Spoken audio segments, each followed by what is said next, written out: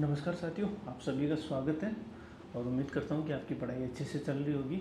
और आज हम बात करने वाले हैं राजस्थान की ज्योग्राफी की। और राजस्थान की ज्योग्राफी में हम देखेंगे राजस्थान की स्थिति एवं विस्तार को। देखिए, राजस्थान की स्थिति एवं विस्तार को हम क्यों पढ़ने वाले हैं, इसके बारे में थोड़ा सा हम जान लेते हैं, फिर उसके बाद में हम टॉपिक पर आते हैं। देखिए, भूगोल विषय के अंतर्गत जो स्थान है वो उसकी विशेषताओं का हम अध्ययन करते हैं कि भी पर्टिकुलर स्थान की वहाँ पर जलवायु किस प्रकार की है, मृदा किस प्रकार की है, वहाँ की फिजियोग्राफी कंडीशंस कैसी है, ये सारी चीज़ें, वहाँ की जनसंख्या कैसी है, पशु संपदा कैसी है। ठीक है, तो इन सारी चीज़ों का क्या है कि हम पर्टिकुलर एक स्थान की विशेषताओं का अध्ययन करते हैं भूगोल विषय के अंतर्गत। तो एक जो भूगोल विषय है उसमें स्थान का महत्वपूर्ण योगदान होता है। तो उसी प्रकार हम देखते हैं कि ये जो स्थान है वो किस प्रकार कहाँ पर लोकेट होते हैं। तो इसके लिए हम ग्लोब का सहारा लेते हैं कि कौन सी जगह कहाँ पर है। तो हम ग्लोब के सारे इन स्थितियों को समझते हैं कि कौन सी चीज़ कहाँ पर है। तो एक बार हम थोड़ा सा ग्लोब के माध्यम से जानते हैं कि राजस्थान की स्थिति कहाँ पर है, और उसके बाद में देखेंगे कि इसके अक्षांशीय और देशांतरीय विस्तार कहाँ पर है, और ये जो विश्व में कहाँ पर एग्जिस्टेंस करता है अपना, और यूरोप में कहाँ पर स्थिति है, एशिया में कहाँ पर है, भारत में कहाँ पर है। ये क्वेश्चंस आपके एग्ज़ाम में बनते भी हैं। तो सबसे पहले हम एक बार थोड़ा सा राजस्थान को ब्रीफली देख लेते हैं ग्लोब के माध्यम से।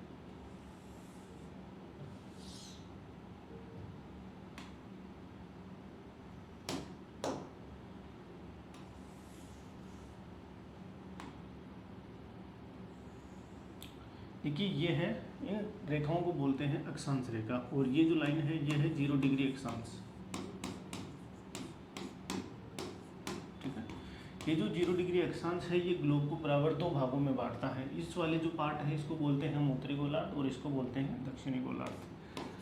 ठीक है,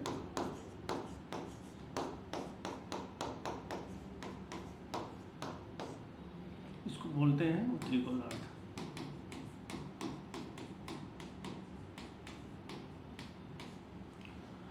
और यहाँ पर जो ये रेखा है इस लाइन को बोलते हैं हम करक रेखा। इसकी स्थिति है वो 23.5 डिग्री पे है और उत्तरी अक्षांश में है। 0 डिग्री अक्षांश से जो ऊपर की लाइनें हैं सारी जो है वो उत्तरी अक्षांश की कैटेगरी में आती है, और नीचे की जो जितनी भी लाइन है वो आती है आपकी दक्षिणी अक्षांश की कैटेगरी में। और यहाँ पर जो रेखा है ये है मकर रेखा। ठीक है, इसकी स्थिति है वो है 23.5 डिग्री दक्षिणी अक्षांश में। ठीक है, और ये जो लाइन है इसको बोलते हैं 0 डिग्री देशांतर। ठीक है, ये जो है ग्लोब को बराबर दो भागों में बांटती है। ये वाला जो भाग है ये कहलाता है आपका कौन सा भाग, पूर्वी गोलार्ध। और इधर वाला जो पार्ट है, ये वाला जो पार्ट इधर से, ये वाला जो पार्ट है ये सेगमेंट कहलाता है आपका पश्चिमी गोलार्ध।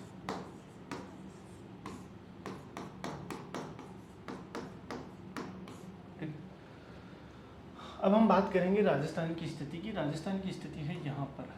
ठीक है, तो सबसे पहले तो जो राजस्थान है वो ग्लोब में कहाँ पर स्थित है, कौन से गोलार्ध में है आपका, उत्तरी पूर्वी गोलार्ध में। ये उत्तरी भाग हो गया, ये पूर्वी भाग हो गया, तो उत्तरी पूर्वी गोलार्ध में।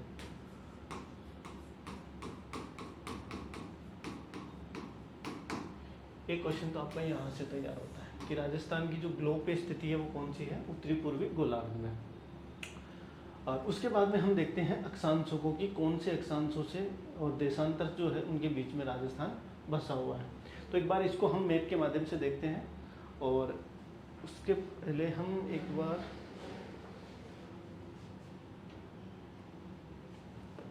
ये देखिए, हम एक बार थोड़ा सा जो इंडिया और एशिया के रेफरेंस में भी देख लेते हैं कि राजस्थान की स्थिति कहाँ पर है। तो ये देखिए अपना राजस्थान है,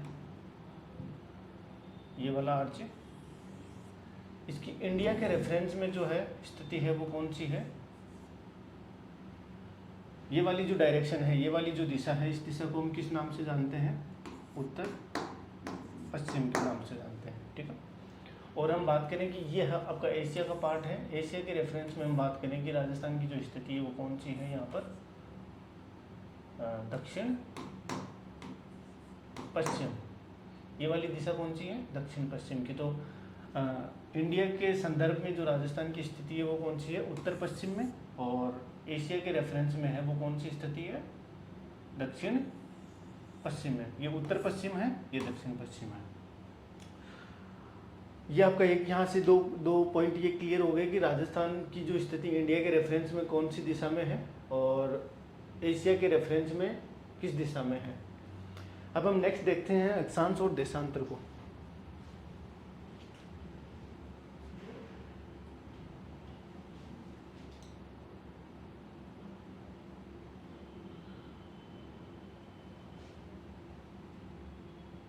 ठीक है, एक पॉइंट ये वाला क्लियर हो गया आपका।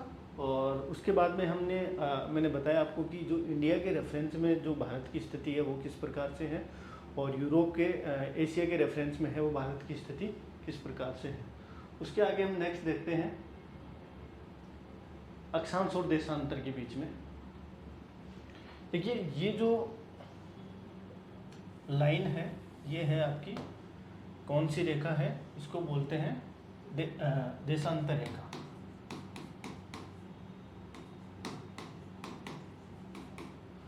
और इस लाइन की जो स्थिति है वो कितनी है, गुणंतर डिग्री 30 मिनट। और राजस्थान में जो है जैसलमेर की सम तहसील में कटरा गांव है। तहसील का नाम क्या है, सम, और गांव का नाम क्या है, कटरा। राजस्थान की जो पहली देशांतर रेखा जो टच होती है उस लाइन का क्या नाम है, ये आपको याद रखना है। कई बार क्या है कि मैचिंग आपको मैच करवा लेता है कि यहाँ पर ये स्थिति दे दिया और ये इसमें से गांव कोई सा भी दे दिया और उसमें से आपको मैच करवा लेता है। ठीक है, और आपको ये याद रखना है कि पूर्वी देशांतर आएगा हमेशा चाहिए। ठीक है, एग्जामिनर क्या करता है कि कई बार यहाँ पर जो है दक्षिणी देशांतर दे देता है, पश्चिमी देशांतर दे देता है, क्योंकि ये आपको लग रहा होगा कि ये पश्चिम में है तो यहाँ पर कौन सा है, पश्चिमी देशांतर आएगा, लेकिन ऐसा नहीं होता है। क्योंकि मैंने आपको शुरू में ये बात बताई थी कि यहाँ पर इस लाइन के जितने भी जो देशांतर होंगे वो कौन से होंगे, पूर्वी देशांतर, और इस लाइन के जितने भी देशांतर होंगे वो कौन से होंगे, पश्चिमी देशांतर। ठीक है, तो आपको ये समझ में आ गया कि मैंने ये पूर्वी देशांतर क्यों लिखा है। और उसके बाद में हम देखते हैं इधर वाली देशांतर लाइन को समझते हैं। इस लाइन की जो स्थिति है वो है आपकी 78 डिग्री 17 मिनट पूर्वी देशांतर। ठीक है, और इसकी जो स्थिति है वो आपका धौलपुर में तहसील कौन सी है, राजाखेड़ा।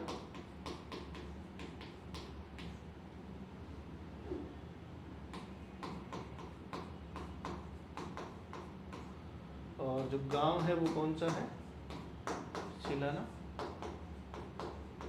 ठीक है, आपको ये पॉइंट्स याद रखने हैं क्योंकि एग्जामिनर कई बार आपको ये वाली जो स्थिति दे देता है, इनमें से कोई भी तहसील पूछ लेता है, गांव पूछ लेता है, राजस्थान का जो आपको इसमें से कोई भी एक पॉइंट पूछ के क्वेश्चन बना देता है। ठीक, और नेक्स्ट देखते हैं हम आगे।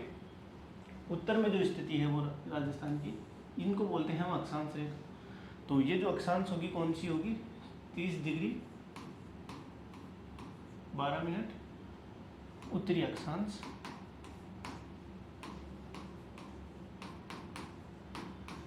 यहाँ पर जो तहसील है वो गंगानगर है, और जो गांव है वो उसका नाम है कोणा गांव।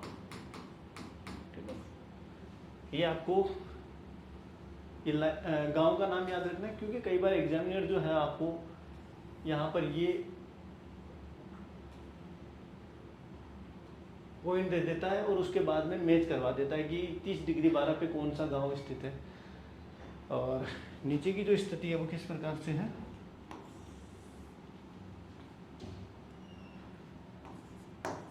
तेईस डिग्री 3 मिनट उत्तरी अक्षांश।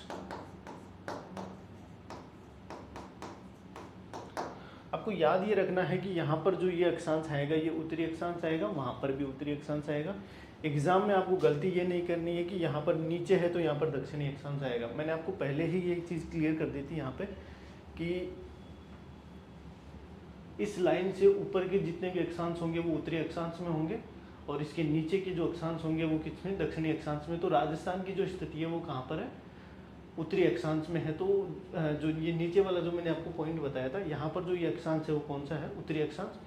और जो इसकी स्थिति है वो कहाँ पर है, राजस्थान का बांसवाड़ा का गोरकुंडा गांव है वहाँ पर। ठीक, आपको ये इतना याद रखना है इसमें से। और दो जो लाइन है वो बहुत ही इंपॉर्टेंट लाइन है, वो भी एग्जामिनर कई बार क्वेश्चन पूछता है उनसे। तो मैं आपको बताता हूँ कि ये जो यहाँ पर है 26 डिग्री 34 मिनट, ये जो अक्षांश रेखा है, ये जो रेखा है ये क्या है कि राजस्थान को बराबर बीच में से काटती है। ठीक है, अक्षांशीय रूप में। तो ये जो स्थिति है इसकी है, ये फ्लोदी से निकलती है, जैसलमेर, फ्लोदी, नागौर, डीडवाना, कुचामन, जयपुर और उसके बाद में दौसा और भरतपुर। तो आपका 1 2 3 4 5 6 और 7, ये आपका 7 जिलों से होकर गुजरती है। एग्जामिनर आपको सीक्वेंस भी पूछ सकता है कि जो इसको कई बार क्या होता है कि 27 डिग्री के अप्रोक्सीमेटली मान के चलते हैं। ठीक है, तो यहाँ से भी पूछ सकता है कि जो 26 डिग्री 34 मिनट अक्षांश रेखा है वो राजस्थान को बीच में से कौन सी अक्षांश रेखा जो बीच में से काटती है, तो उसके जो जिले हैं वो उनका सीक्वेंस से आप नाम बताइए। तो जैसलमेर, फ्लोदी, नागौर, डीडवाना, कुचामन, जयपुर, दौसा और भरतपुर, ये आपको याद रखना है। अब as it is similar line एक और है देशांतर रेखा, उसकी जो स्थिति है वो किस प्रकार से है आपका, गंगानगर, हनुमानगढ़, बीकानेर, चूरू, नागौर, ब्यावर, उसके बाद में आपका राजसमंद, और राजसमंद के बाद में आपका राजसमंद, फिर उसके बाद में उदयपुर, सलूम्बर, डूंगरपुर, बांसवाड़ा। तो आपका 2 3 4 5 6 7 8 9 10 और 11, ये जो 11 जिले हैं इनसे जो ये लाइन निकलती है, इस रेखा का नाम है 74 डिग्री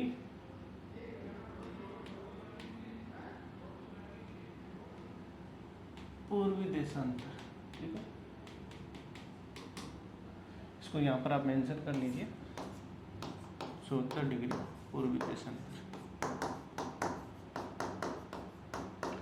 आपको ये याद रखना है। और यहाँ पर ये जो क्रॉस हो रही है, यहाँ पर एक गांव है गंगराना नाम का,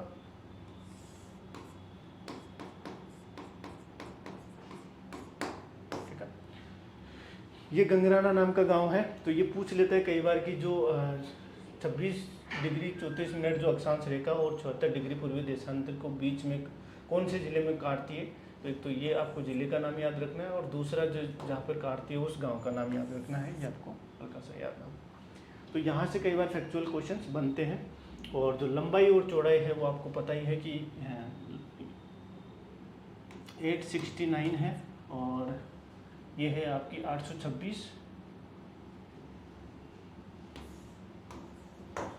ठीक है,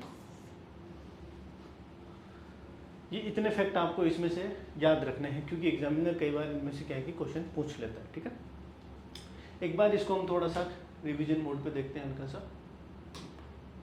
सबसे पहले मैंने बात करी थी आपसे कि राजस्थान की जो स्थिति है वो कहाँ पर है। ऊपर यहाँ पर मैंने बात करी थी कि ये जो अक्षांश है कौन सा है, कितने डिग्री अक्षांश है यहाँ पर, इसको एक बार ब्रीफली देख लेते हैं हम। इधर देखिए, यहाँ पर था आपका 30 डिग्री 12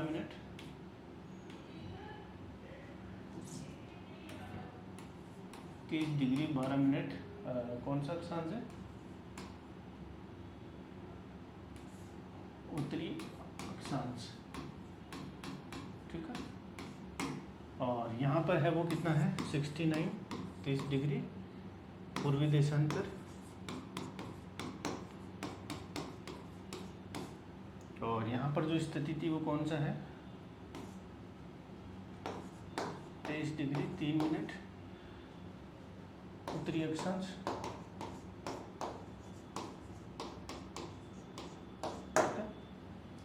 और यहाँ पर जो स्थिति है वो कौन सी है आपका 78 डिग्री 17 मिनट पूर्वी देशांतर,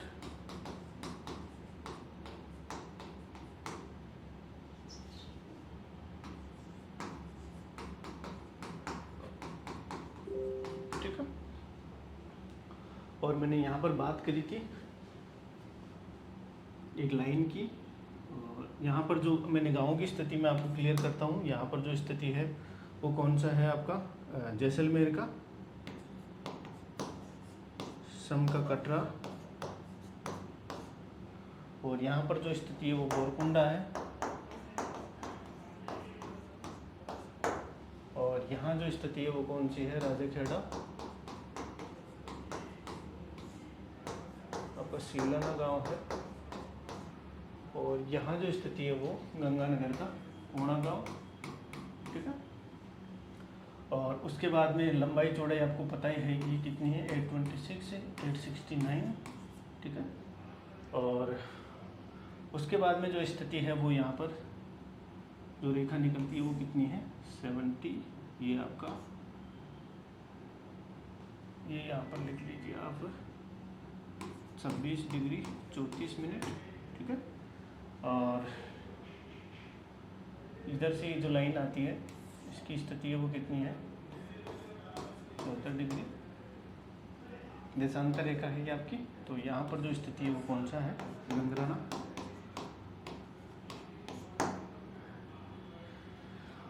नागौर में है ये आपका। तो ये सारी चीज़ें हैं, इनको ये जो फैक्ट है इनमें से क्या है कि एग्जामिनर जो क्वेश्चन आपको कई बार पूछता है, आपका जो एग्ज़ाम है उस लेवल के हिसाब से आपको थोड़ा सा क्या है कि दिमाग खुला रखना है। और दिमाग खुला इसलिए रखना है क्योंकि यहाँ पर क्या है कि फैक्ट है, और इस फैक्ट को आप जब तक बार बार रिवाइज नहीं करोगे तब तक आपको समझ में नहीं आएगा। आपको हल्का सा कि इनकी लोकेशंस जो ज़िले बने हुए हैं किस तरीके से हैं, कि फ्लोदी पाकिस्तान से टच हो रहा है कि नहीं हो रहा है, गंगानगर टच हो रहा है कि नहीं, बीकानेर टच हो रहा है कि नहीं, जैसलमेर टच हो रहा है कि नहीं। तो कई क्वेश्चंस जो हैं वो आपके कॉमन सेंस के ऊपर भी डिपेंड करते हैं, ठीक है। तो आपको थोड़ा सा कॉमन सेंस का यूज करना है, वहाँ से कई क्वेश्चंस आपके ठीक हो जाएंगे। और ये जो फैक्ट, जो मोटे मोटे जो फैक्ट हैं जो एग्जामिनर जो पूछता है एग्जाम्स में बार बार पूछता है, वो यहीं से इसी के इर्द गिर्द कहीं ना कहीं घूमते रहते हैं। और कई बार आपको याद रखना चाहिए कि यहाँ पर ये जो लाइन, ये 69.30 डिग्री पूर्वी देशांतर, इसको जो सिमिलर यहाँ पर कोई आपको देशांतर का नाम देके पूछ लेगा कि यहाँ से कौन सा देशांतर गुजर रहा है और कौन से ज़िले से गुजर रहा है, तो ये सारे क्वेश्चन आपको प्रैक्टिस से आ जाएंगे। अब उसके आगे चलते हैं हम, इसकी स्थिति विस्तार के साथ में कुछ फैक्चुअल जो फैक्ट हैं उनको हम एक बार देख लेते हैं। देखिए, राजस्थान की सीमाएं एवं विस्तार, और उसके अंतर्गत राजस्थान की कुल जो स्थलीय सीमा है वो कितनी है, 65920, तो 5920 किलोमीटर है कुल स्थलीय सीमा। और अंतर्राज्यीय सीमा है वो कितनी है, 4850 किलोमीटर, और अंतर्राष्ट्रीय सीमा है वो कितनी है, 1070 किलोमीटर। ये फैक्ट है, आपको याद रखना है थोड़ा सा। और उसके बाद में जो है राजस्थान की जो जलीय सीमा नहीं लगती है, राजस्थान की कोई जलीय बाउंड्री नहीं लगती। ये भी कई बार आपको उसमें स्टेटमेंट में दे सकता है कि राजस्थान की जो सीमा है कि जलीय सीमा की 2 राज्यों से लगती है, 3 राज्यों से लगती है। तो कई बार हमारा दिमाग चल जाता है कि हाँ यार एक आधे राज्य से तो लगती होगी, पर यहाँ पर किसी राज्य से नहीं लगती है, ठीक, कोई सीमा नहीं लगती है, कहीं से भी नहीं लगती है। राजस्थान की अंतर्राष्ट्रीय सीमा है वो 1070 किलोमीटर है, हिंदुमल कोट के बाखासर शाहगढ़ बाड़मेर तक है। और राजस्थान से लगने वाले सीमावर्ती जिले 5 जिले हैं उत्तर से दक्षिण की ओर क्रमशः। उनका जो सीक्वेंस है ये गंगानगर, बीकानेर, फ्लोदी, जैसलमेर से सर्वाधिक लगती है। वो याद रखना है कि पाकिस्तान से सर्वाधिक सीमा कौन से जिले की लगती है, तो पाकिस्तान की, और सबसे कम लगती है वो कौन सी की, फ्लोदी की, बाड़मेर। ये आपको सीक्वेंस से थोड़ा सा याद रखना है यहाँ पर।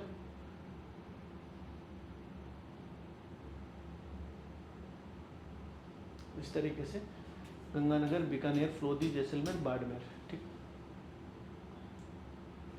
और जिलों के पुनर्गठन के बाद 9 उप तहसील फ्लोदी के 2 राजस्व ग्राम मालासर व रायचंदवाला की सीमा पाकिस्तान से लगती है। कि जो फ्लोदी के जो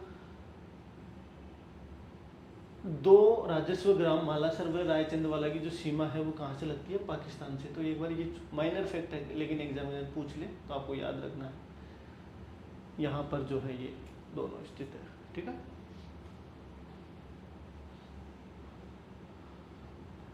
और राजस्थान के वे जिले जो केवल अंतर्राष्ट्रीय सीमा बनाते हैं, बीकानेर, फ्लोदी, जैसलमेर। आपको ये याद रखना है, केवल राजस्थान के वे जिले जो केवल अंतर्राष्ट्रीय सीमा बनाते हैं, ठीक है, लेकिन इसकी अंतर्राज्यीय सीमा टच नहीं होती है। राजस्थान के वे जिले जो अंतर्राज्यीय सीमा के साथ अंतर्राष्ट्रीय सीमा भी बनाते हैं, तो गंगानगर और बाड़मेर, ठीक है। तो इनकी बाउंड्री जो है वो पाकिस्तान के साथ साथ यहाँ पर आपको पंजाब टच होता है और नीचे जो आपको गुजरात भी टच होता है। तो पाकिस्तान व गुजरात के साथ में बाउंड्री बनाता है, पाकिस्तान और पंजाब के साथ में भी बाउंड्री बनाता है। अंतर्राष्ट्रीय सीमा के सर्वाधिक निकट जिला मुख्यालय गंगानगर है, और सीमावर्ती जिलों में अंतर्राष्ट्रीय सीमा से सर्वाधिक दूर स्थित जिला मुख्यालय कौन सा है? बीकानेर। पाकिस्तान सीमा को स्पर्श नहीं करने वाले जिलों में अंतर्राष्ट्रीय सीमा से सर्वाधिक दूर जिला मुख्यालय कौन सा है? धौलपुर। और पाकिस्तान सीमा के सर्वाधिक निकट शहर कौन सा है? अनूपगढ़, श्रीगंगानगर में। और अंतर्राष्ट्रीय सीमा पर स्थित जो संभाग है वो कौन से हैं? जोधपुर और बीकानेर। ये फैक्ट हैं, आपको बार बार देखने पड़ेंगे, रिवाइज करने पड़ेंगे, और इनका कोई तरीका नहीं है। और मैप के माध्यम से देखेंगे तो आपको ज़्यादा इजीली याद होंगे। अंतर्राष्ट्रीय सीमा पर स्थित संभागों में सर्वाधिक सीमा बनाने वाला संभाग कौन सा है? आपका जोधपुर। अंतर्राष्ट्रीय सीमा पर स्थित संभागों में न्यूनतम सीमा बनाने वाला जो संभाग कौन सा है? बीकानेर संभाग है। और अंतर्राष्ट्रीय सीमा पर स्थित संभागों में सर्वाधिक निकट संभागीय मुख्यालय कौन सा है? बीकानेर। और अंतर्राष्ट्रीय सीमा पर स्थित संभागों में क्षेत्रफल की दृष्टि से जो बड़ा संभाग है वो कौन सा है? जोधपुर। अंतर्राष्ट्रीय सीमा पर स्थित संभागों में क्षेत्रफल की दृष्टि से छोटा संभाग बीकानेर है। और राजस्थान से सर्वाधिक सीमा बनाने वाला पाकिस्तान का जिला कौन सा है? बहावलनगर। राजस्थान से न्यूनतम सीमा बनाने वाला पाकिस्तान का जिला कौन सा है? उमरकोट आपका। नेक्स्ट आगे देखते हैं। और ये पंजाब प्रांत, सिंध प्रांत, और ये जो है आप इनको देख लीजिएगा एक बार। और ये बाउंड्रीज है, सबसे कम जो है पाकिस्तान की लगती है और सबसे ज़्यादा जो एमपी की लगती है। और आपको एक कई बार सीक्वेंस में पूछ सकता है कि हरियाणा से जो राजस्थान की है बाउंड्री कितने किलोमीटर लगती है? तो 1262। पंजाब की आपका 89 किलोमीटर, पाकिस्तान से 1070 किलोमीटर है, और यूपी से जो है 877, और गुजरात से 1022 किलोमीटर। तो सीक्वेंस में भी आ सकता है कि सबसे कम किसकी लगती है, सबसे ज़्यादा किसकी बाउंड्री लगती है। तो ये आपको थोड़ा सा सीक्वेंस से अरेंजमेंट करना भी आना चाहिए। राजस्थान की अंतर्राज्यीय सीमा 4850 किलोमीटर है, और सर्वाधिक सीमा झालावाड़ की है 520 किलोमीटर, जो एमपी के साथ में है। और न्यूनतम सीमा जो है वो बाड़मेर के साथ, बाड़मेर की गुजरात के साथ में है 14 किलोमीटर। और नेक्स्ट फैक्ट में देखिए, राजस्थान की अंतर्राज्यीय सीमा 5 राज्यों से लगती है, जिसमें आपका पंजाब है, हरियाणा है, यूपी है, एमपी है। एमपी से सर्वाधिक लगती है 1600 किलोमीटर, गुजरात से लगती है 1022 किलोमीटर। आपको ये 2 फैक्ट, माइनर फैक्ट तो याद होनी चाहिए कि पंजाब से कितना है 89 किलोमीटर, और एमपी से जो है वो 1600 किलोमीटर। सबसे कम कहाँ से है? पंजाब से। और सबसे कम कहाँ से? सबसे ज़्यादा जो है वो आपका एमपी से है। और पंजाब से जो 2 जिले लगते हैं उनमें सर्वाधिक श्रीगंगानगर की और हनुमानगढ़ की न्यूनतम, ठीक है। और ये आपके जो सीमावर्ती ज़िले हैं। और हरियाणा से लगते हैं 8 जिले। ये 2 जिले आप कई बार इनका भी माइनर फैक्ट पूछ सकता है कि पंजाब से कितने जिले टच होते हैं? तो 2 जिले, गंगानगर और हनुमानगढ़। और हरियाणा से कितने? 8 जिले, जिनमें हनुमानगढ़ की जो है सर्वाधिक सीमा लगती है। चूरू, झुंझुनू, सीकर, कोटपुतली, बहरोड, कैथल, तिजारा, अलवर, डीग। और यूपी से हैं वो 3 जिले लगते हैं, डीग, भरतपुर, धौलपुर, ठीक। यूपी से कितने? डीग वाला थोड़ा सा याद रखना, क्योंकि ये नया जिला है, तो यहाँ पर आपको फैक्ट पूछ सकता है कि यूपी से कितने जिले टच होते हैं। अब इसको भी थोड़ा सा याद करके चलिए। और एमपी से हैं वो 10 जिले हैं, धौलपुर, करौली, सवाई माधोपुर, कोटा, बारा, झालावाड़। झालावाड़ से है वो सर्वाधिक लगती है एमपी की सीमा 520 किलोमीटर। और भीलवाड़ा से है न्यूनतम सीमा 16 किलोमीटर। चित्तौड़, प्रतापगढ़, बांसवाड़ा। और गुजरात से जो 6 जिले टच होते हैं उनमें बांसवाड़ा, डूंगरपुर, उदयपुर से सर्वाधिक सीमा लगती है। और सिरोही, जालोर, बाड़मेर, और न्यूनतम सीमा जो लगती है आपका किससे, बाड़मेर से। चलिए आगे, ये मैंने आपको बता दिया है, इस मैप के थ्रू आप देख लीजिए इनको एक बार। राजस्थान के अंतर्राज्यीय सीमा वाले जिलों में सर्वाधिक सीमा बनाने वाला जिला कौन सा है आपका, झालावाड़, ठीक है। और राजस्थान, ये एमपी के साथ में बना, 520 किलोमीटर। और राजस्थान के अंतर्राज्यीय सीमा वाले जिलों में न्यूनतम सीमा बनाने वाला जिला कौन सा है, बाड़मेर है, 14 किलोमीटर और गुजरात से। और राजस्थान के सीमावर्ती जिले कितने हैं, 28। और राजस्थान के अंतर्राज्यीय सीमा वाले जिले कितने हैं, 25। और राजस्थान के वे अंतर्राज्यीय सीमा बनाने वाले जिले कितने हैं, 23 जिले हैं।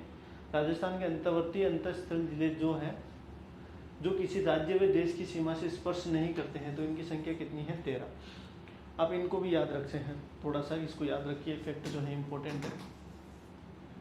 जयपुर, दौसा, टोंक, बूंदी, अजमेर, ब्यावर, डीडवाना, कुचामन, नागौर, जोधपुर, बालोतरा, पाली और राजसमंद और व सलूम्बर, ठीक है।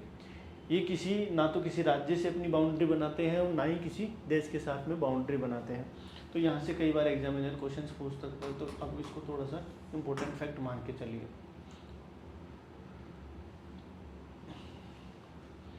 अब देखिए, राजस्थान की सीमा को स्पर्श करने वाले पड़ोसी राज्यों की जिले जो हैं, पड़ोसी राज्यों के जिले कौन कौन से हैं। पंजाब के जो हैं 2 जिले हैं, फाजिल्का सर्वाधिक सीमा बनाता है और मुक्तसर जो है वो न्यूनतम सीमा बनाता है। हरियाणा के कितने हैं, 7 जिले। सिरसा, फतेहाबाद न्यूनतम सीमा बनाता है। हिसार, भिवानी, महेंद्रगढ़ और सर्वाधिक जो सीमा है वो महेंद्रगढ़ की है। और रेवाड़ी, मेवात यूपी के साथ 2 जिले हैं। मथुरा की न्यूनतम बाउंड्री है और आगरा की सर्वाधिक सीमा है।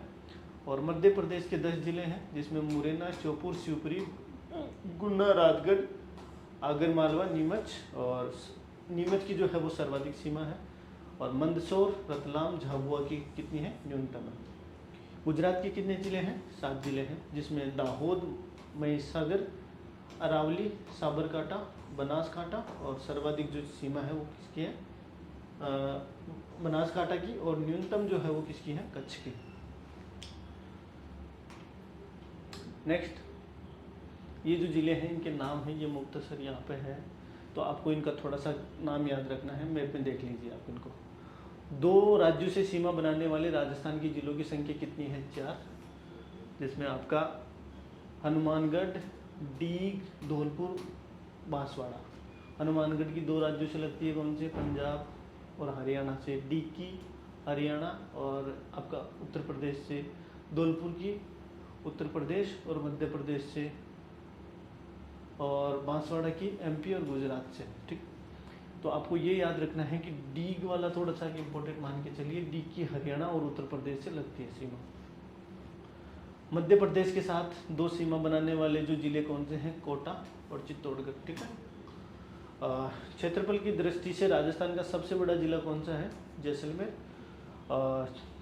जैसलमेर क्षेत्रफल की दृष्टि से भारत का 3रा बड़ा जिला भी है, ठीक है। क्षेत्रफल की दृष्टि से भारत का सबसे बड़ा जो जिला है वो कौन सा है, कच्छ।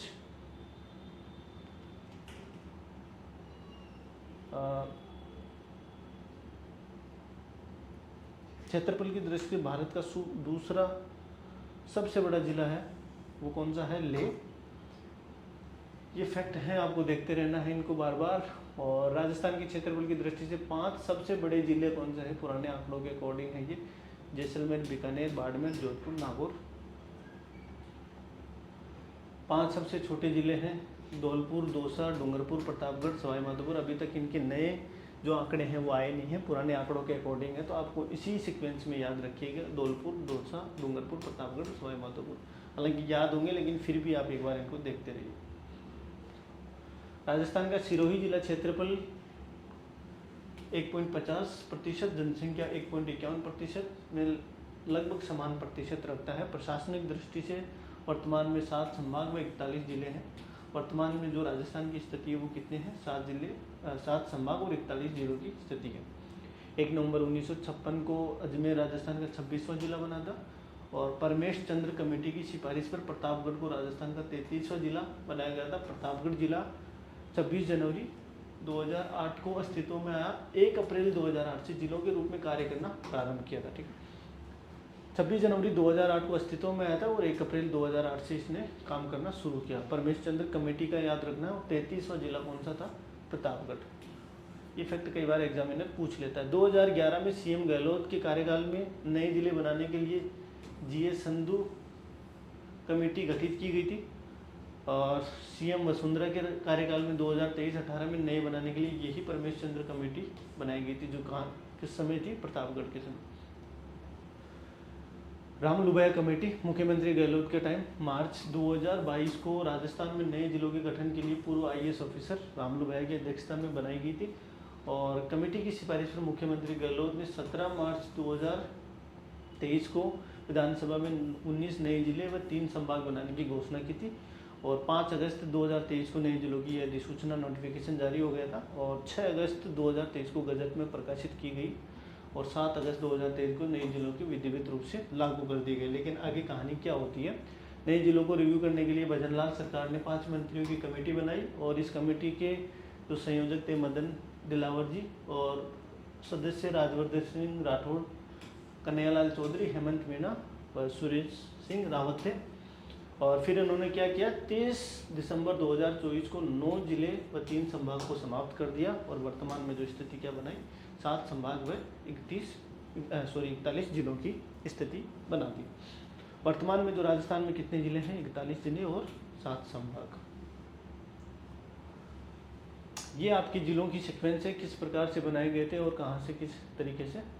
तो आप एक बार इनको देखते रहिए। 27वां जिला धौलपुर था, 1982 में भरतपुर से अलग हुआ था। 28वां जिला 1291 में बना था, कोटा से अलग हुआ था। और 29वां था 91 में दौसा और जयपुर से अलग हुआ था। 33वां जिला था वो 1991 में राजसमंद बना, उदयपुर से अलग हुआ। और हनुमानगढ़ वो है, ये याद रखना, कई बार ये फैक्ट एग्जामिनर पूछता रहता है। तो 31वां जिला था हनुमानगढ़, 12 जुलाई 1994 को गंगानगर से पृथक हुआ। ये मुख्यमंत्रियों की लिस्ट है, आपको याद होती है तो आप इनको देखते रहिए। और 33वां जिला प्रतापगढ़, 26 जनवरी 2008 को। चित्तौड़गढ़, उदयपुर, बांसवाड़ा और उस टाइम जो सीएम थे वो वसुंधरा राजे थे। और 34वां जिला बालोतरा, ये अगस्त, बाड़मेर। और उसके बाद में ये जो जिले हैं इनकी आप लिस्ट ये इस तरीके से देखते रहिए। नेक्स्ट देखते हैं अपन। वर्तमान में जो स्थिति है वो इस तरीके से है। गंगानगर, बीकानेर, सोदी, जैसलमेर, बाड़मेर, बालोतरा, जोधपुर, जालोर, पाली, सिरोही, उदयपुर, राजसमंद, सिलुम्बर, डूंगरपुर, प्रतापगढ़, बांसवाड़ा, हनुमानगढ़, चूरू, नागौर, डीडवाना, कुचामन, सिक्कर, झुंझुनू, कोटपुतली, बहरोड, खेड़तल, तिजारा, डीग, अलवर, दौसा, जयपुर, अजमेर, ब्यावर, भीलवाड़ा, टोंक, सवाई माधोपुर, करौली, धौलपुर, भरतपुर, बूंदी, कोटा, बारा, झालावाड़, चित्तौड़गढ़। ठीक है, ये आपके 41 जिले हैं।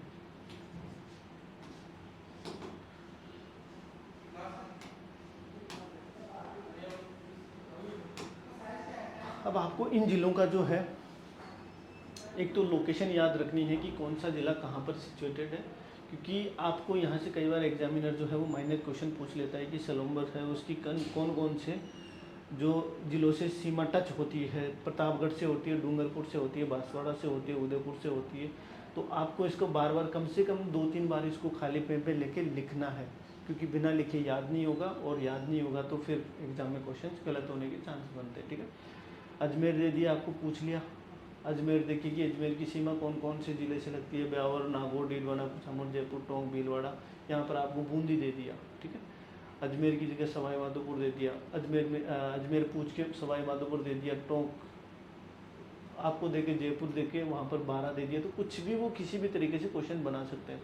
तो आपको इनको थोड़ा सा ऑब्जर्वेशन के साथ ढंग से देखना है, बार बार गौर करके देखना है कि कौन सा ज़िला कहाँ पर स्थित है। तो आपको ये लोकेशन पता चलेगी। यहाँ पर जैसे फ्लोदी का है तो ये पाकिस्तान से सीमा टच हो रही है कि नहीं हो रही है।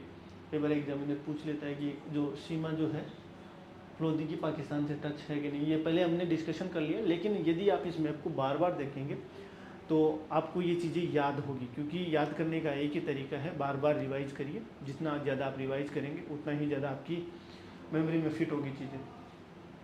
नेक्स्ट चलते हैं अपन, ये संभागीय व्यवस्था है, एक बार ये देख लेते हैं हल्का सा। राजस्थान में संभागीय व्यवस्था जो है 30 मार्च 1949 को हीरालाल शास्त्री सरकार द्वारा किया गया था। प्रारंभ में 25 जिले, 5 संभाग, जयपुर, जोधपुर, कोटा, उदयपुर, बीकानेर थे। आपको एक चीज़ याद रखनी है कि जब प्रारंभ में जो जिलों की जो संख्या कितनी थी वो 25 थी और संभाग कितने थे, 5 संभाग थे। एग्जामिनर कई बार क्या होता है कि थोड़ी सी घुमाता है क्वेश्चन को, प्रारंभ में जिलों की और संभागों की जो संख्या कितनी थी, तो हम क्या करते हैं कि जल्दबाजी में गलती कर देते हैं कि 7 संभाग 41 जिले, ठीक, तो 7 संभाग 33 जिले। तो आपको इतना सा गौर करके देखना है कि क्वेश्चन क्या पूछा हुआ, तो ये याद रखना आपको 25 जिले थे और 5 संभाग। जब राजस्थान सरकार ने इसकी घोषणा करी थी तब जयपुर, जोधपुर, कोटा, उदयपुर, बीकानेर, ये भी आपको याद रखना है थोड़ा सा, जयपुर, जोधपुर, कोटा, उदयपुर, बीकानेर। 1 नवंबर 1956 को राजस्थान का 26वां जिला अजमेर और 5वां संभाग अजमेर बनाया गया था, ठीक है, अजमेर संभाग पर बनाया गया था। 24 अप्रैल 1962 को मोहनलाल सुखाड़िया द्वारा संभागीय व्यवस्था जो है बंद कर दी गई थी। आपको ये थोड़ा सा फैक्ट याद रखना है कि किसके कार्यकाल में जो संभागीय व्यवस्था है वो बंद कर दी गई थी। 26 जनवरी 1987 को हरिदेव जोशी द्वारा संभागीय व्यवस्था पुनः प्रारंभ की गई। जयपुर को संभाग बनाया गया और इससे संभागों की संख्या कितनी हो गई, 6 हो गई। 1962 में बंद कर दी गई थी और 1987 में वापस हरिदेव जोशी के द्वारा जो संभागीय व्यवस्था उसको शुरू कर दिया गया था। नेक्स्ट आगे देखते हैं हम।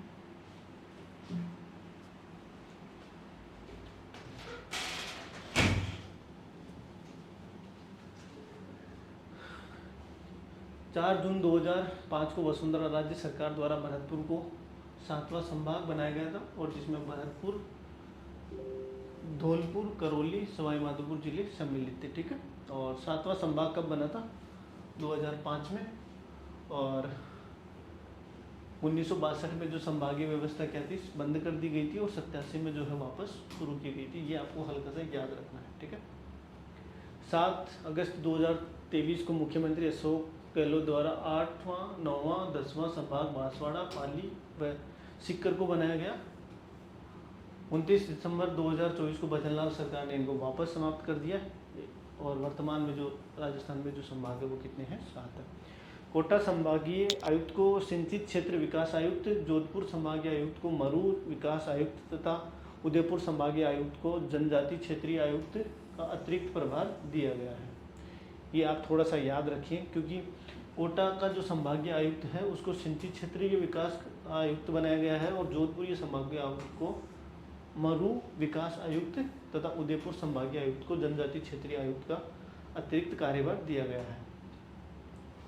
ये संभाग है आपके बीकानेर संभाग, ठीक है। बीकानेर संभाग है, बीकानेर संभाग में आपका गंगानगर, हनुमानगढ़, चूरू और बीकानेर स्थित है। ये जोधपुर संभाग है, जोधपुर में फ्लोदी, जैसलमेर, बाड़मेर, बालोतरा, जालोर, पाली, सिरोही और जोधपुर। और फिर आपका जयपुर संभाग है, जयपुर संभाग में सीकर, झुंझुनू, कठपुतली, बहरोड, खेरतल, तिजारा, अलवर, दौसा, ठीक है। और अजमेर संभाग है, उसमें डीडवाना, कुचामन, नागौर, ब्यावर, अजमेर, भीलवाड़ा, टोंक। भरतपुर संभाग है, उसमें डीग, भरतपुर, करौली, धौलपुर, सवाई माधोपुर, ठीक है। और उसके बाद में है आपका कोटा संभाग, जिसमें आपका झालावाड़, कोटा, बारा, बूंदी। और अजमेर संभाग है, उसमें ये हमने बात कर ली। उसके बाद में उदयपुर संभाग है, उदयपुर में राजसमंद, उदयपुर, चित्तौड़गढ़, सलूम्बर, प्रतापगढ़, डूंगरपुर, बांसवाड़ा। आपको किस संभाग में कितने ज़िले हैं और किस संभाग की कौन से ज़िले से सीमा टच हो रही है, तो ये आपको भी थोड़ा सा हल्के से याद रखना है, ठीक। इसको देख लेते हैं। उदयपुर संभाग में कितने ज़िले हैं, 7 ज़िले हैं, उदयपुर, सलूम्बर, राजसमंद, चित्तौड़गढ़, बांसवाड़ा, डूंगरपुर, प्रतापगढ़। और सर्वाधिक जो लिंगानुपात वाला संभाग कौन सा है वो आपका उदयपुर संभाग है। अजमेर संभाग में 6 जिले हैं, अजमेर, ब्यावर, टोंक, नागौर, डीडवाना, कुचामन, भीलवाड़ा। और राजस्थान का मध्यवर्ती संभाग कौन सा है वो आपका अजमेर संभाग है। ये याद रखना है कि सर्वाधिक लिंगानुपात वाला संभाग कौन सा है आपका उदयपुर संभाग। और सर्वाधिक मध्यवर्ती सर्वाधिक क्या राजस्थान का मध्यवर्ती संभाग कौन सा है? वो अजमेर संभाग है। कितने जिले हैं? 6 जिले। जयपुर में कितने जिले हैं? 7 जिले। जयपुर, दौसा, अलवर, खेतल, तिजारा, कोटपुतली, बहरोड, चिक्कर, झुंझुनू। और उसके बाद में जो आपका है जोधपुर संभाग, जिसमें 8 जिले हैं। जोधपुर, फलोदी, जैसलमेर, बाड़मेर, बालोतरा, पाली, जालौर, सिरोही। ठीक। और इसका जो फैक्ट है वो है सर्वाधिक क्षेत्रफल वाला संभाग, सर्वाधिक दशकीय जनसंख्या वृद्धि वाला संभाग, न्यूनतम जनसंख्या घनत्व वाला संभाग और सबसे लंबी अंतर्राष्ट्रीय सीमा बनाने वाला संभाग। लेकिन आपको जयपुर संभाग में एक चीज़ ये याद रखनी है कि सर्वाधिक जो जनसंख्या घनत्व वाला जो संभाग है वो कौन सा है? आपका जयपुर। और अनुसूचित जाति की सर्वाधिक जनसंख्या वाला संभाग अनुसूचित जाति। ठीक है, अनुसूचित जनजाति मत कर देना आप, ये थोड़ा सा याद रखना। ये फैक्ट है इसके, इनको ध्यान में रखिए। और कोटा संभाग है, उसमें सर्वाधिक नदियों वाला संभाग। ये कई बार एग्जाम आते रहते हैं क्वेश्चंस, जिसमें 4 जिले हैं आपके, कोटा, बूंदी, बारां, झालावाड़। और सर्वाधिक शहरी जनसंख्या वाला संभाग कौन सा है? कोटा। सर्वाधिक वर्षा वाला और आर्द्रता वाला संभाग भी कौन सा है? कोटा। और राजस्थान के दक्षिणी पूर्वी भाग में स्थित है वो कौन सा है? कोटा संभाग। और बीकानेर संभाग, इसमें कितने जिले हैं? 4। बीकानेर, गंगानगर, हनुमानगढ़, चूरू। न्यूनतम नदियों वाला संभाग है। ठीक है, ये याद रखना आप। थोड़ा सा चूरू वाला कई बार कंफ्यूज कर देता है आपको, क्योंकि हम सीकर, चूरू, झुंझुनू को क्या है कि मिक्स में एक साथ पढ़ते हैं, तो आप इसको जयपुर संभाग में मत मान के चलिए। ठीक है, क्योंकि इसमें सीकर और झुंझुनू जो है वो दोनों संभाग आते हैं। और बीकानेर संभाग में आपका कितने जिले हैं? 4 जिले। बीकानेर, गंगानगर, हनुमानगढ़ और चूरू। ठीक है। और न्यूनतम नदियों वाला संभाग है। सीमा पर स्थित संभागों में न्यूनतम अंतर्राष्ट्रीय सीमा बनाने वाला संभाग है। और अनुसूचित जाति की जनसंख्या का सर्वाधिक प्रतिशत वाला संभाग जो है वो कौन सा है? बीकानेर। और सर्वाधिक नहरों द्वारा सिंचाई वाला संभाग, अंतर्राष्ट्रीय सीमा के सर्वाधिक नजदीक संभागीय मुख्यालय भरतपुर संभाग 5 जिलों से लगता है, बनता है। कौन सा है? भरतपुर, धौलपुर, करौली, डीग, सवाई माधोपुर। और सबसे कम लिंग अनुपात वाला संभाग कौन सा है? भरतपुर। और सर्वाधिक लिंग अनुपात वाला संभाग कौन सा है? उदयपुर। और सबसे कम लिंग अनुपात वाला संभाग कौन सा है? भरतपुर। सर्वाधिक 3 राज्यों हरियाणा, उत्तर प्रदेश, मध्य प्रदेश के साथ सीमा बनाने वाला संभाग कौन सा है? आपका भरतपुर संभाग, इसको याद रखिए। अब ये है जिलों का शेप, आकृति किस प्रकार से है, तो आपको थोड़ा सा ये भी एग्जामिनर कई बार क्या है कि फैक्ट के रूप में पूछ लेता आपसे। तो देखिए दौसा की जो आकृति कैसी है, वो धनुषाकार। एक मिनट हम इसको देखेंगे।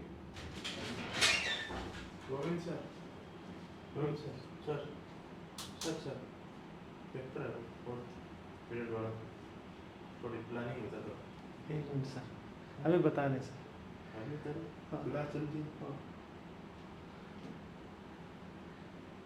ये देखिए आप, दौसा की जो आकृति कैसी है?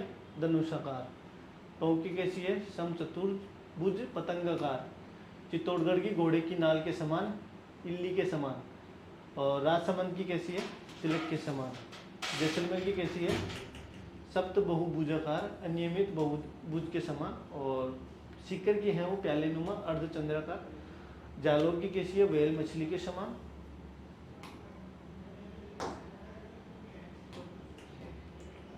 करौली की कैसी है? करौली व धौलपुर की बत्तख के समान। भरतपुर व डी की कैसी है? गिलहरी के समान। और भीलवाड़ा की कैसी है? आयताकार। जयपुर व कोटपुतली बहरोड की कैसी है? सुराई के समान।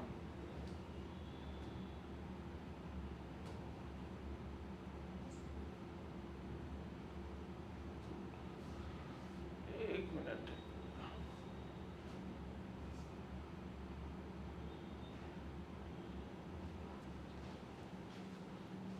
और ये देखिए उदयपुर व सलूम्बर की कैसी है? ऑस्ट्रेलिया के समान। हनुमानगढ़ की कुर्सी के सोफे एल अक्सर के समान है। और राजस्थान के भौगोलिक रूप से 2 स्थानों पर स्थित जिला कौन सा है? खंडित जिला चित्तौड़गढ़। ये कई बार आपसे पूछ लेता है। उदयपुर संभाग की स्थिति कैसी है? श्रीलंका के समान। पूर्वी राजस्थान के पश्चिमी राजस्थान की और जिलों का आकार क्षेत्रफल की दृष्टि से बढ़ता जाता है और जनसंख्या की दृष्टि से घटता जाता है। तो आप ये थोड़ा सा फैक्ट याद रखिए। पूर्वी राजस्थान से पश्चिमी राजस्थान की ओर हम चलते हैं तो क्षेत्रफल की दृष्टि तो बढ़ता जाता है और जनसंख्या की दृष्टि से क्या होता है, घटता जाता है। राजस्थान के पूर्व में गंगा यमुना का मैदान, दक्षिण व पूर्व में मालवा का पठार, उत्तर और पूर्व में सतलज व्यास नदियों का मैदान है। राजसमंद राजस्थान का एकमात्र ऐसा जिला है जिसका नामकरण झील के नाम पर रखा गया है। ठीक है, राजसमंद का जिला मुख्यालय राजनगर के नाम से है। ये जो शेप है ऐसे बनी हुई है, आप इसको एक बार देख लीजिए, एग्जाम में सीधे फैक्ट आते हैं और इसको बार बार देखिए तब जाके आपके दिमाग में सेट होगा। तो एक बार मैंने आपको पहले बताया लेकिन एक बार हम देख लेते हैं इस तरीके से। जो अजमेर है उसकी शेप किस प्रकार की है, ये त्रिभुजाकार की एंगल बना हुआ है। और टोंक की है वो समत्रिभुजाकार इस प्रकार से बनी हुई है। बत्तख के समान जो करौली और धौलपुर, ये देखिए। धनुषाकार जो है आपका दोसा जो है ये धनुष टाइप का बना हुआ है, यहाँ पर आप तीर लगाई चाहिए ऐसे। और गिलहरी के समान डीग और भरतपुर की इस तरीके से, ठीक है। और सुराही के समान जो है कोटपुतली और बहरोड। और प्यालेनुमा जो है वो सिक्कर की। उसके बाद में जो है जैसलमेर की है वो समबाहु भुजाकार है। मोर के समान जो है जोधपुर की है। बैल मछली के समान जालोर की है। तिलक के समान कैसी है, राजसमंद की है। सॉरी सिरोही की है, राजसमंद की सॉरी सिरोही की है। और उदयपुर की है वो ऑस्ट्रेलिया के समान है। घोड़े चित्तौड़गढ़ की है वो किस प्रकार है, घोड़े के नाल के समान। तो ये इसको आप बार बार देखते रहिए। और ये पंचगौरव योजना है जो दिसंबर 2024 में लागू हुई थी, 17 दिसंबर 2024 को लागू हुई थी आई थिंक, जिसमें पंचमुखी विकास के लिए अपने राजस्थान में ये योजना शुरू की गई थी। जिसमें 17 दिसंबर 2024 को माननीय मुख्यमंत्री भजनलाल सरकार द्वारा प्रत्येक जिले को अलग पहचान दिलाने की दृष्टि से पंचगौरव योजना जो है वो शुरू की गई थी। इस कार्यक्रम के तहत राज्य सरकार हर जिले में एक उपज, एक वनस्पति प्रजाति, एक उत्पाद, एक पर्यटन स्थल, एक खेल पर विशेष ध्यान केंद्रित कर रही है। ये 5 तत्वों को प्रत्येक जिले का पंचगौरव माना जाएगा, जिससे स्थानीय संसाधनों और संस्कृति को प्रोत्साहन मिलेगा और प्रत्येक प्रदेश का समय विकास सुनिश्चित करेगा। तो आपको एक तो ये फैक्ट याद रखना है कि पंचगौरव योजना है वो कब शुरू हुई थी, 17 दिसंबर 2024 को। और इसमें जो पंचगौरव के जो कौन कौन से जो विकास के जो एरियाज है वो इस प्रकार से है।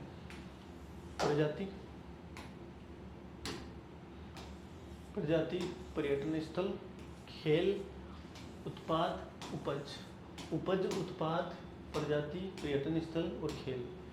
आपको करना क्या है, खेलना है, पर्यटन स्थलों के मजे लेने हैं, उत्पाद अच्छा करना है, उपज अच्छी करनी है और प्रजातियाँ अच्छी करनी है। ये विकास के 5 आयाम हैं। इसमें जो है प्रत्येक जिले में जो जिला उपज और पर्यटन, इस तरीके से इन्होंने बनाया कि अलवर जिला है उसका जो उपज है वो क्या है, प्याज होगी। प्रजाति अर्जुन है। उत्पाद जो ऑटोमोबाइल पार्ट्स है। पर्यटन है, सरिस्का टाइगर है। खेल जो है कुश्ती। 12 जो है उसमें लहसुन, चिरौंजी, गार्लिक प्रोडक्ट है। Ramgarh creator, football.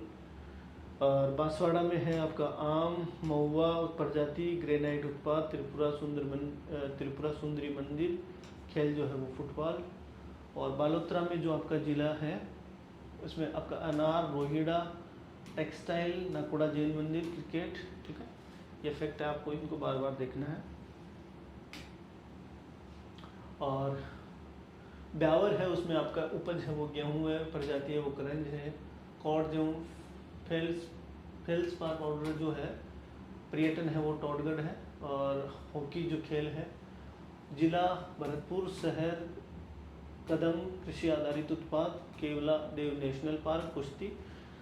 भीलवाड़ा में जो है वो आपका संतरा, नीम, टेक्सटाइल उत्पाद, मांडलगढ़ और बास्केटबॉल खेल को प्रायोरिटी दी गई है। बाड़मेर में जो है इसबगोल, रोहिड़ा, कसीदाकारी, केराड़ू जैन मंदिर और आपका बास्केटबॉल। और बीकानेर में आपका मेथी, रोहिड़ा, बीकानेर नमकीन, करनी माता और तिरंदाजी।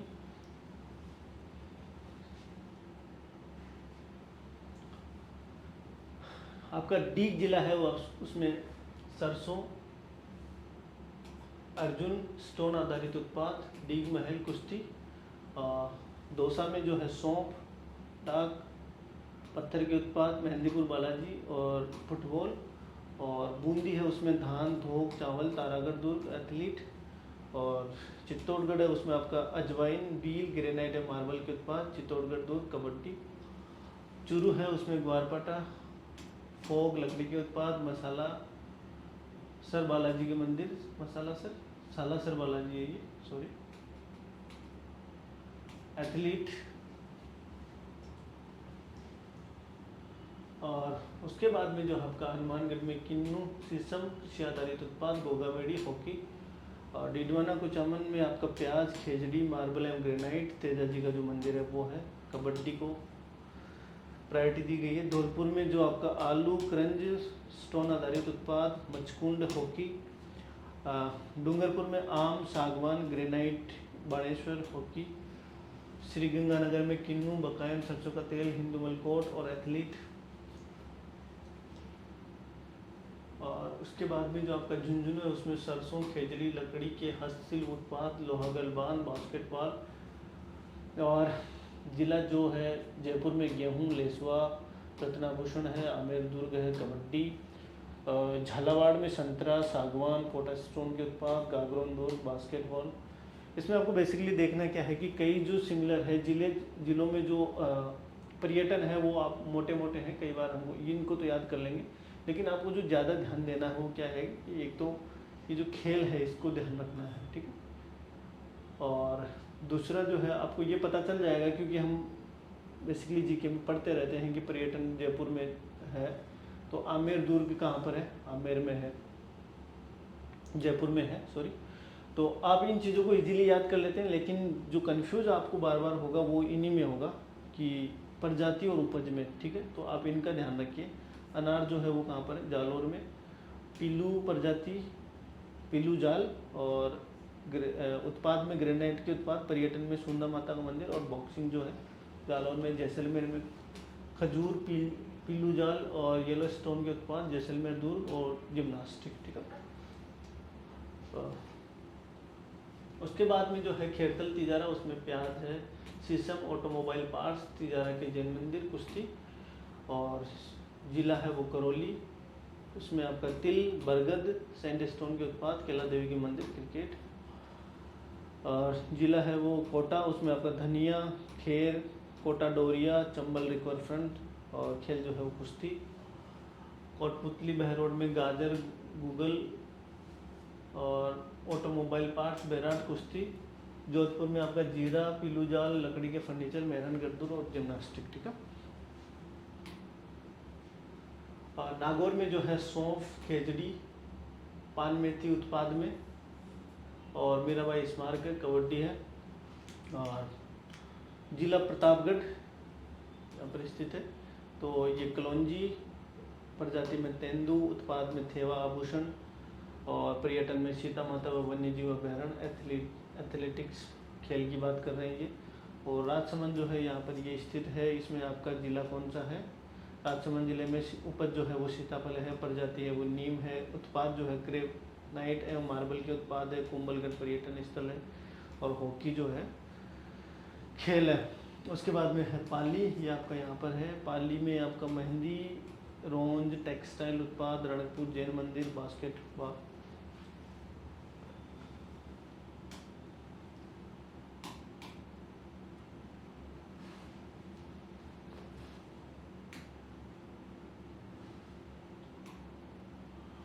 उसके बाद में सीकर जिला है, उसमें आपका प्याज, अरडू, लकड़ी के फर्नीचर, खाटू श्याम जी का मंदिर, फुटबॉल।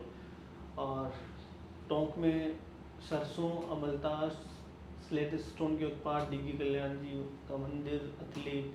सवाई माधोपुर में अमरूद, नीम, अमरूद के उत्पाद, रणथंभौर नेशनल पार्क। और फुटबॉल। जिला सलूम्बर में मक्का, प्लास, ये थोड़ा सा याद रख लीजिए, नए जिले हैं। सलूम्बर, मक्का, प्लास, कॉर्ट्स, जयसमंद झील, कबड्डी। और उदयपुर में जो है आपका सीताफल, बांस, बेम्बू, ग्रेनाइट के उत्पाद, फतेह सागर एवं पिचोला झील, तैराकी। और सिरोही में आपका पपीता, महुआ, मार्बल के उत्पाद, ओरिया गांव और तिरंदाजी, ठीक है। तो ये सारे इतने ज़िले थे और इनके जो विकास की जो 5 तत्वों में जो जो रखे गए हैं, तो आपको इनको क्या करना है कि बार बार देखना है, रिवाइज करना है। और रिवाइज करने से याद होंगे, ऐसे याद भी नहीं होंगे क्योंकि इसमें फैक्ट हैं, ये फैक्चुअल चीज़ें हैं। लिखिए और लिख लिख के याद करिए इनको। और जितने ज़्यादा आप मॉक टेस्ट दे रहे हैं उतने ज़्यादा मॉक टेस्ट देते रहिए। और पुराने जो सवाल आए हुए हैं एग्ज़ाम में, अभी जो रिसेंटली जो एग्ज़ाम कंडक्ट हो रहे हैं उनकी जिसमें किस प्रकार से क्वेश्चन पूछ रहे हैं, तो अपना जो पढ़ने का जो तरीका है वो भी उसी तरीके से, जब भी आप टॉपिक पढ़ रहे हैं तो टॉपिक पढ़ने के बाद में उसकी PYQs कीजिए, पुराने साल के सवाल किस तरीके से और संभावित सवाल किस तरीके से बन सकते हैं, या आप अपने हिसाब से बनाना शुरू कीजिए। पढ़ने का यही एक तरीका होता है कि सबसे पहले आप कॉन्सेप्ट को पढ़ें, फिर उसके बाद में उसके जो ऑब्जेक्टिव सवाल हैं उनको देखें और संभावित सवाल किस तरीके से बन सकते हैं, तो आप अपनी तरफ से बनाने की कोशिश करें। और इसी तरह आप पढ़ते रहिए, हंसते रहिए, मुस्कुराते रहिए और अस्त व्यस्त ना होकर व्यस्त मस्त रहिए। और अपना ख्याल रखिए, अंततः ख्याल आपको ही रखना है। ठीक है, ओके।